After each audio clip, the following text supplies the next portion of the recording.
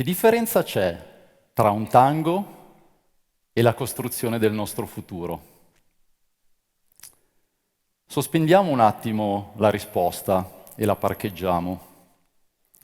Adesso andiamo con la nostra immaginazione verso sud-ovest, in un altro continente, per la precisione in Argentina, a Buenos Aires.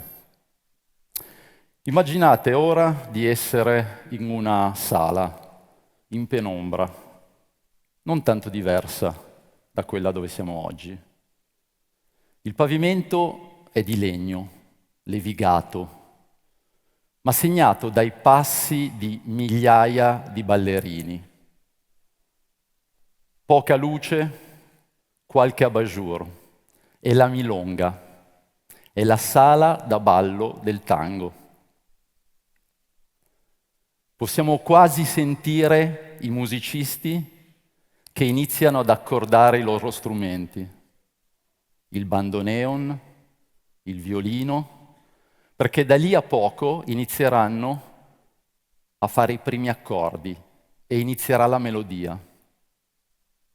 In questo momento, in questo preciso momento, nel rituale del tango avviene qualcosa di magico, perché si sceglie il proprio compagno o compagna.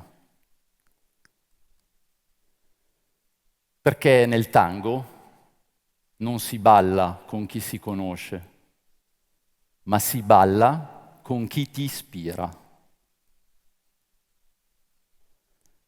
E l'ispirazione non deriva dalla fiducia di ripetere perfettamente i passi che abbiamo provato migliaia di volte,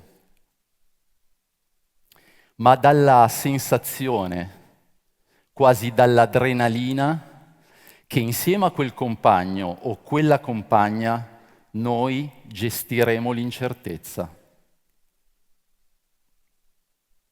Perché il tango non è la perfetta esecuzione di ciò che conosciamo, ma la gestione creativa dell'incertezza. Io non posso parlare né col mio compagno né con la mia compagna. Tutto quello che ho è un abbraccio. E attraverso quell'abbraccio io devo iniziare a decodificare tutte le informazioni che il mio compagno o la mia compagna vorrà mandarmi. Magari una leggera pressione delle dita sulla mia schiena, magari una direzione che imprime con la mano, magari ancora una traslocazione del peso, un rapido movimento. Da lì in poi inizierà un continuo movimento di eventi che scatenano un disequilibrio e di una gestione creativa, improvvisata, per ricondurlo ad equilibrio. Eventi che scaturiscono e fanno scaturire un'entropia che devono essere ricondotti ad armonia e a bellezza.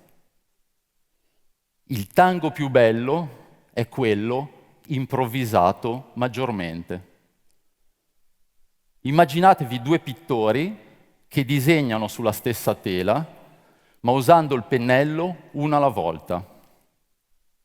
Il primo gestisce un tratto, poi lo passa al compagno o alla compagna, che riprenderà, guarderà la tela e darà il proprio contributo, passando a sua volta il pennello. E questa compenetrazione sarà talmente unica che poi alla fine i due ballerini saranno un'unica persona, un'unica coppia.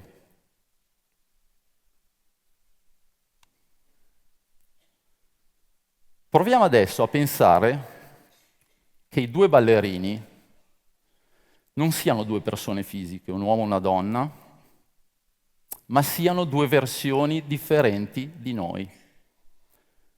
il noi presente, quello che siamo oggi, e il noi futuro, quello che vogliamo essere, quello che vogliamo diventare. Quindi, come nel tango, il futuro è a portata di mano, è a portata di abbraccio. E noi abbiamo due possibilità. Quella di provare a fare dei passi meccanici, che ho provato anche da solo di fronte allo specchio, senza minimamente pensare a chi ho davanti, oppure mettermi in ascolto e abbracciare il mio futuro, per cercare di essere un'unica cosa con lui. Negli ultimi anni, tutti, chi più chi meno, ha perso il contatto con il proprio futuro.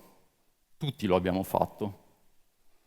Una pandemia, una guerra, anzi più guerre permanenti in diretta, ogni giorno, ogni secondo, e poi, per non finire, la minaccia di un disastro ambientale incombente. E allora noi ci siamo protetti. Abbiamo tagliato il legame col nostro futuro e ci siamo messi sotto una bella campana.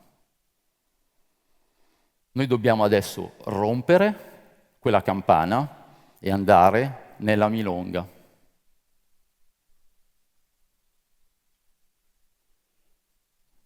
E noi non abbiamo bisogno di avere paura del nostro futuro, perché il futuro ha il nostro stesso DNA. Non solo è di fronte a noi, siamo noi. Tant'è che non abbiamo bisogno di una palla di cristallo per vedere il futuro, per vedere il nostro futuro. Abbiamo bisogno di un oggetto che tutti abbiamo in casa. Tutti. Sapete qual è? Uno specchio. E allora mettiamoci bene di fronte a questo specchio.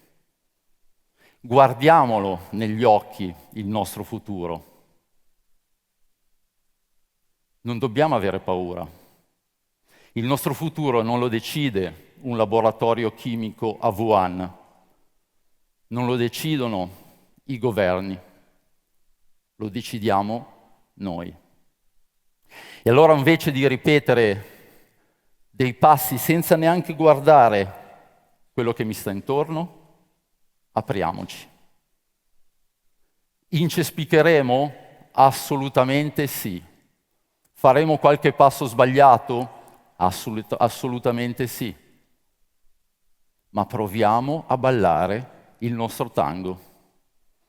E più improvviseremo, più gestiremo l'incertezza, più ne trarremo beneficio.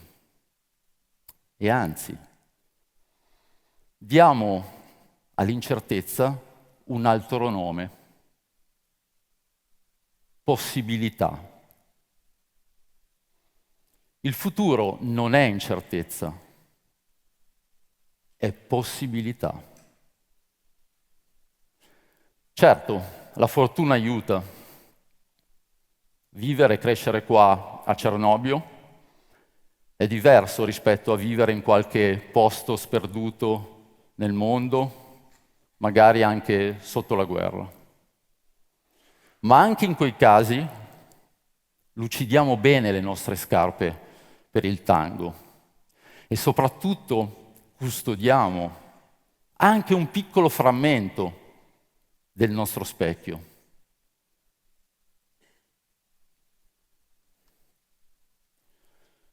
Torniamo alla domanda iniziale. Che differenza c'è tra il tango e la costruzione del nostro futuro?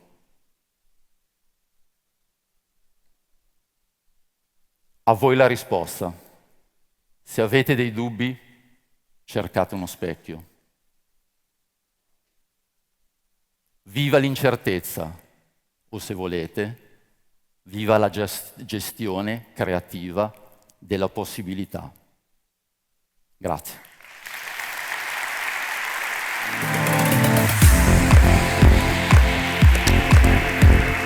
Ciao.